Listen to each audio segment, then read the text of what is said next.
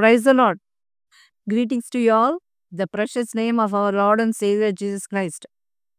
It's a great privilege to share the word of God. ప్రభు అయిన యేసుక్రీస్తు నామమున మీ అందరికీ శుభములు. ఈ యొక్క దినమున wedding days and birthdays celebrate చేసుకునే వారందరికీ I wish you many more happy returns of the day. ఇవాళ ఎబ్బేజ్ ప్రేయర్ గురించి మనం తెలుసుకుందాం. Prayer of Jabez. ప్రార్థించుకుందాం. సర్వశక్తి కృపా కనికరం గల ప్రభువా, నీ ఘనమైన నామకు స్తోత్రం చెల్లిస్తున్నాం తండ్రి. నాయన, మీరు ప్రార్థన వినే దేవుడు, ప్రార్థనకు జవాబు ఇచ్చే దేవుడు. నాయన, ఈరోజు ఈ యొక్క వీడియో వీక్షిస్తున్న ప్రతి బిడ్డని నీ కృపలో జ్ఞాపకం చేసుకోండి. ఏ బిడ్డ ఏ అవసరంలో నాయన ఉన్నారో, ఏ సమస్యలో ఉన్నారో, ఏ బాధలో ఉన్నారో ప్రభువా, ఈ యొక్క వాక్యం ద్వారా మీరు మాతో మాట్లాడి ఈ యొక్క దివ్యమైన స్వరాన్ని వినిపించి ఆదరణ, నెమ్మది కలుగజేసి ఈ యొక్క నాయన సమస్య అనే ఊబిలో నుంచి మీ యొక్క బిడ్డలను మీరు విడిపించమని యేసయ్య అత్యున్నతమైన నామమున అడుగుచున్నాం తండ్రి. ఆమేన్, ఆమేన్. ఇక్కడ మనము ఎబ్బేజు ప్రార్థన గురించి కొంచెం చదువుకుందాం. Now I'm reading Bible in English. 1 Chronicles 4th chapter 10th verse. Oh that you would bless me indeed, enlarge my territory, that your hand would be with me, and that you would keep me from evil, that I may not cause pain అని ప్రార్థిస్తున్నాడు. ఆయన reading in Telugu. మొదటి దినవృత్తాంతముల గ్రంథము 4వ అధ్యాయము 10వ వచనము. ఎబ్బేజు ఇశ్రాయేలీయుల దేవుని గురించి మొరపెట్టి, నీవు నన్ను నిశ్చయముగా ఆశీర్వదించి నా సరిహద్దులను విశాలపరిచి నీ చెయ్యి నాకు తోడుగా ఉండ దయచేసి నాకు కీడు రాకుండా దానిలో నుండి నన్ను తప్పించుము అని ప్రార్థింపగా దేవుడు అతడు మనవి చేసిన దానిని అతనికి దయచేసెను. ఆమెన్. ఇక్కడ ఎబ్బేజ్ అన్నటువంటి వ్యక్తి ప్రార్థనను మనం చూస్తున్నాం. ఎబ్బేజ్ అనగా వేదన, పెయిన్ అని అర్థం అన్నమాట.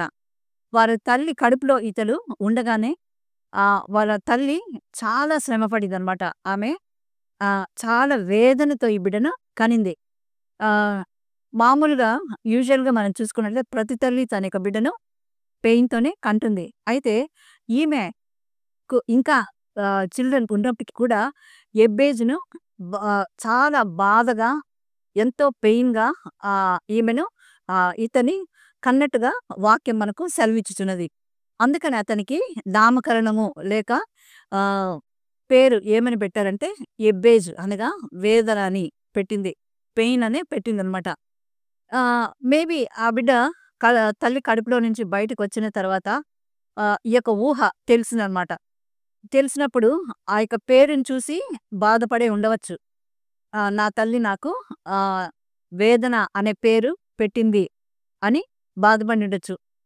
She get me pain, she named me as a pain అని బాధపడి ఉండవచ్చు. మేబీ కొన్నాళ్లకు ప్రభువైనటువంటి యెహోవాను ఈ యొక్క ఎబ్బేజు తెలుసుకున్నాడు. కీర్తన గ్రంథంలో మనం చూసినట్టయితే దావీదు ఈ విధంగా ప్రార్థన చేస్తాడు, నా తల్లిదండ్రులు నన్ను విడిచినా కూడా యెహోవా నన్ను చేరదీనని. ఎంత అద్భుతమైన వాక్యము. ఇంకొక దగ్గర మనం యెషయాలో చూసినట్లయితే గర్భమున పుట్టిన బిడ్డను, చంటి పిల్లను తల్లి కరుణింపకుండా ఆమె మరచునా, వారైనను మరచుదురు కానీ నేను నిన్ను విడువను ఎడబాయని అంటాడు. ఇంకొక దగ్గర మనం యెషయాలో చూసినట్లయితే ముదిమి వచ్చే వరకు ఎత్తుకొని వాడును నేనే, ఎత్తుకొని రక్షించి వాడును నేనే, నేనే చేసి ఉన్నాను, చంకబెట్టుకుని వాడును నేనే అని చాలా చక్కగా వాక్యము మనం వింటున్నాం. పర్వతాలు తొలగిపోయినను, మెట్టలు తత్తరిల్లినను నా కృప నిన్ను విడిచిపోదని మనం చూస్తున్నాం. అదేవిధంగా ఇర్మియాలో మనం చూసినట్లయితే శాశ్వతమైన ప్రేమతో నేను ప్రేమించున్నాను కనుక విడివక ఎడల కృప చూపుచున్నాను అని అంటున్నాడు అనమాట. ఇంకొక దగ్గర మనం చూసినట్లయితే మత్తయి సువార్తలో I am with you till the end of this world అని దేవుడు అంటున్నాడు. నేను సదాకాలము నీకు తోడయున్నాను యుగ సమాప్తి వరకు అని అంటున్నాడు అనమాట. ఈ విధంగా దేవుని యొక్క వాక్యము ఎంతో ఆదరణ, నెమ్మదిని కలుగజేసేది. కనుక తన యొక్క తల్లి గర్భంలో ఈ బిడ్డ ఎంతో బాధ పరిచినప్పటికీ పెయిన్, ఆ యొక్క వేదనతో ఆమె ఈ బిడ్డను ఉంచుకొని ఆమె కనినప్పటికీ కూడా దేవుని ప్రేమ తల్లి ప్రేమ కంటే కూడా ఎంతో విలువైనది, లోతైనది, ఎత్తైనది, విశాలమైనదని యెబ్బేజు తెలుసుకున్నాడనమాట. అందువలన యెబ్బేజు దేవుణ్ణి గట్టిగా పట్టుకున్నాడు. యూజువల్‌గా పేరెంట్స్ తన యొక్క పిల్లలకు మంచి పేరే పెట్టాలని వారు పుట్టక ముందే వాళ్ళు ప్రణాళికలు వేసుకోవడం మనం చూస్తామనమాట. ఏ విధంగా ఇష్టపడతారు తల్లిదండ్రులు పిల్లల్ని పేర్లు పెట్టడానికి? శ్రేయస్, నా బిడ్డ అందరిలో శ్రేష్టమైన వాడుగా ఉండాలని అనుకుంటారు. అమూల్య, నా బిడ్డ అందరిలో చాలా అమూల్యమైనదిగా ఉండాలి అని అనుకుంటారు. ధన్య, ఆమె ఎంతో ధన్యురాలుగా లేక ధన్యుడిగా ఉండాలని తల్లిదండ్రులు కోరుకుంటారు. ఇంకా దీవెన అన్నటువంటి పేరు, దీవెన కుమారి లేక దీవెన కుమార్ అని పెట్టుకుంటూ ఉంటారు. ఆశీస్, అందరికీ నా బిడ్డ ఆశీర్వాదకరంగా ఉండాలని కోరుకుంటూ ఉంటారు. సుదర్శన్, మంచి దర్శనము, ఆ బిడ్డను చూడగానే మా బిడ్డను చూడగానే అందరికీ ఆనందం కలగాలని సుదర్శన్. సుప్రియ, ప్రియమైనటువంటి కుమార్తె. ఈ విధంగా రకరకాలుగా వారికి ఇష్టమైనది, ఇంకా బిబిలికల్‌గా కూడా మంచి మంచి నేమ్స్ మనం చూడవచ్చు. అయితే ఈ యొక్క తల్లి తన బిడ్డకు యెబ్బేజ్ అనే పేరు, ఆమెలో ఎంత వేదన ఉందో తెలీదు కానీ ఆ బిడ్డకి యెబ్బేజ్ అని పెట్టిన తర్వాత ఆ బిడ్డ ప్రభువును ఆశ్రయించాడు. అతను అంటున్నాడు, యెబ్బేజు ఈ విధంగా ప్రార్థిస్తున్నాడు. ఇశ్రాయేలీయుల దేవుని గూర్చి ఆయన యెబ్బేజు మొరపెట్టాడనమాట. ఏమంటున్నాడు? నీవు నన్ను నిశ్చయముగా ఆశీర్వదించి నా సరిహద్దులను విశాలపరిచి, ఆమెన్, నన్ను నీవు నిశ్చయంగా ఆశీర్వదించని అడుగుతున్నాడు. యాకోబు కూడా తన యొక్క తల్లి కడుపులో పెనుగులాడినట్లు మనం చూస్తున్నాం. అతను కూడా తల్లి కడుపులో పెనుగులాడి బయటకు వచ్చిన తర్వాత ఇశ్రాయేలు అనే పేరును ప్రభు పెట్టాడు. యెబ్బేజు కూడా తన యొక్క తల్లి కడుపులో నుంచి బయటికి వచ్చిన తర్వాత నీవు నన్ను ఆశీర్వదించు అని దేవుని కాళ్ళని గట్టిగా పట్టేసుకున్నాడు. ఈరోజు మన బ్రతుకులో మన యొక్క జీవితంలో కూడా అనేక కష్టాల గురించి, ఇరుకుల గురించి గుండా ఇబ్బందుల గుండా మనము వెళ్తూ ఉండవచ్చు. అయితే మనము మరియ చూసినట్లయితే యేసు ప్రభు వారు లేచిన తర్వాత 3వ దినము ఆయన కోసం గట్టిగా ఏడ్చి ప్రార్థిస్తున్నది. ఏమని? ఎవరైనా నా ప్రభువును తీసుకొని వెళ్ళారా అని తోటమాలితో అడిగింది. దేవదూతలను కూడా ఆమె కోసం చేసినట్లు చూస్తున్నాం. మీరెవరైనా తీసుకొని వెళ్ళినట్లయితే నా తండ్రి ఎక్కడున్నాడో చెప్పండి, నేను వెళ్ళి ఆయనను తెచ్చుకుంటానని ఆమె ఏడ్చి ప్రార్థన చేసినప్పుడు ఆ యొక్క కన్నీరు దేవుని పాదములను కట్టేసింది. హల్లెలూయా! ఈరోజు యెబ్బేజు ప్రార్థన కూడా అతను చేసే కన్నీరు ప్రభు యొక్క పాదములను చుట్టేసినట్లుగా మనం చూస్తున్నాం.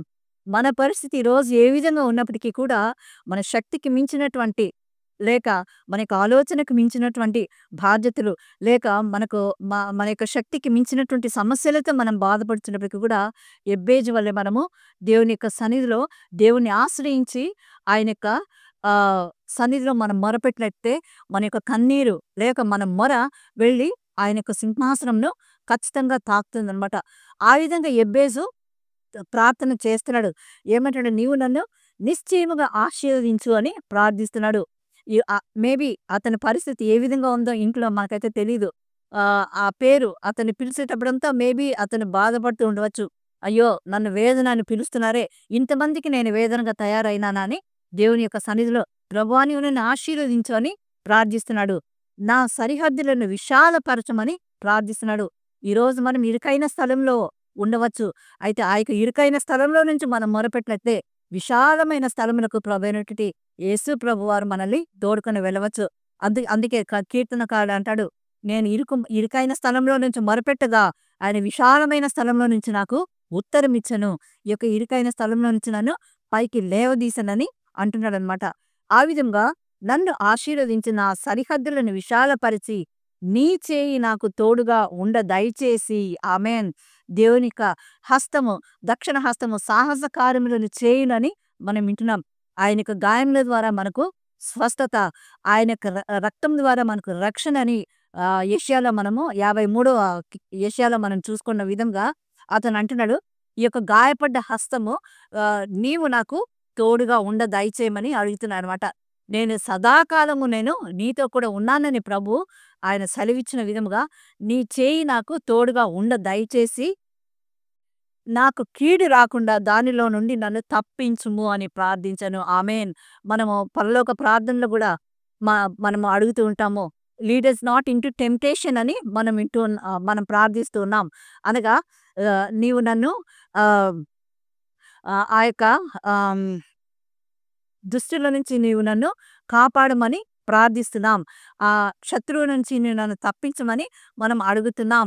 ఇంకా గాఢాంధకారపు లోయలలో నేను సంచరించినను ఏ అపాయమునకు నేను భయపడనని కీర్తనకారుడు 23 కీర్తనలో అంటున్నాడు. కనుక ఇక్కడ ఆహ్, నీవు నన్ను తప్పించి ఆహ్, ఏమంటున్నాడు? నీ చేయి నాకు తోడుగా దయచేసి నాకు కీడు రాకుండా దానిలో నుండి నన్ను తప్పించుము అని అంటున్నాడనమాట. శోధనలో పడకుండానట్లు నీవు నన్ను తప్పించుము అనే పరలోక ప్రార్థనలో ఏ విధంగా అయితే చేస్తున్నామో, ఆ విధంగా ఇక్కడ ఎబ్బేజు కూడా దేవుణ్ణి అడుగుతున్నాడు. కీడు రాకుండా దానిలో నుంచి నీవు నన్ను తప్పించు అని ప్రార్థింపగా. ఆమేన్. దేవుడు అతన్ని మనవి చేసిన దాన్ని అతనికి దయచేసెను. ఆమేన్. ఈరోజు ఎబ్బేజుకు తోడుగా ఉన్నటువంటి దేవుడు, ఎబ్బేజు ప్రార్థన విన్న దేవుడు ఈరోజు మన మధ్యలో సజీవుడుగా ఉంటున్నాడు. ఎక్కడైతే ఇద్దరు ముగ్గురు కూడి నా నామమున ప్రార్థిస్తారో వారి మధ్యలో నేనుంటానన్నారు. ఒకవేళ ఒంటరిగా ఉన్నప్పటికీ కూడా మనతో సహవాసం చేసేది ముగ్గురుంటున్నారు. తండ్రి, కుమార, పరిశుద్ధాత్మ త్రియేక దేవునితో మనము కూడి ప్రార్థన చేసినట్లయితే తప్పకుండా ఆయన అంటున్నాడు, ప్రార్థన వినే దేవుడు, ఎబ్బేజు ప్రార్థన విన్న దేవుడు, ఎబ్బేజు మనవిని ఆలకించిన దేవుడు, ఎబ్బేజుకు అడిగిన ఈవిని దయచేసిన దేవుడు, ప్రార్థన మనవిని దయచేసిన దేవుడు, ఈరోజు నీ ప్రార్థనలన్నీ యెహోవా సఫలపరచునుగాక అని దేవుడు అంటున్నాడు. కాబట్టి ఈరోజు మనం ఏ ప్రార్థన చేసినప్పటికీ అది దేవునికి ఇష్టకరమైనటువంటి ప్రార్థనగా, దేవునికి అది అంగీకారమైన ప్రార్థనగా ఉన్నట్లయితే తప్పకుండా దేవుడు మన ప్రార్థన వింటాడు, మనకు జవాబు దయచేస్తాడు. ఆనాడు ఎబ్బేజుకు జవాబు దయచేసిన దేవుడు ఈరోజు కూడా సజీవంగా మన మధ్య ఉంటున్నాడు. ఆయన శరీరధారిగా కృపాసత్య సంపూర్ణుడిగా మనలోనే మన మధ్యనే ఉంటున్నాడు. కనుక ఈరోజు మన యొక్క బాధ, కన్నీరు, వేదన, కష్టము, ఒంటరితనము, ఇంకా దారిద్ర్యము, అప్పుల బాధ నుంచి అన్ని దేవుడు చూస్తున్నాడు. కనుక వీటన్నిటి నుంచి మనం విడుదల కలగాలంటే ఎబ్బేజు నమ్మకంగా దేవునికి ప్రార్థన చేసిన విధంగా, విశ్వాసంతో చేసిన విధంగా మనం కూడా ప్రార్థన చేసినట్లయితే ఎబ్బేజు ప్రార్థన విన్న దేవుడు ఈరోజు మన ప్రార్థన వింటాడు. ఎబ్బేజు చేసిన మనవి విన్న దేవుడు ఈరోజు మన మనవి కూడా వింటాడు. ఎబ్బేజుకు అతను అడిగినదంతా దయచేసిన దేవుడు ఈరోజు మనకు కూడా దయచేస్తాడు. కనుక అటువంటి మంచి ఆత్మీయ జీవితంలో దేవుడు నిన్ను నన్ను ముందుకు నడిపించుగాక. ఆమెన్. Praise the Lord. God bless you all. Amen.